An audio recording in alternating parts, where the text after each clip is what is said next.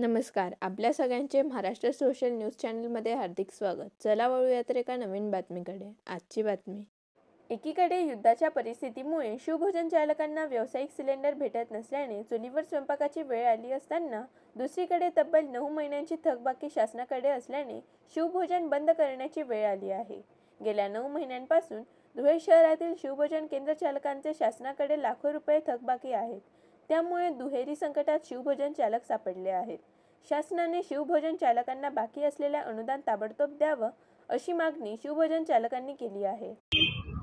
महाराष्ट्र शासनाने गरिबांना एक टाइम जेवण मिळावे म्हणून 10 रुपयात शिवभोजन थाळी चालू केली आहे.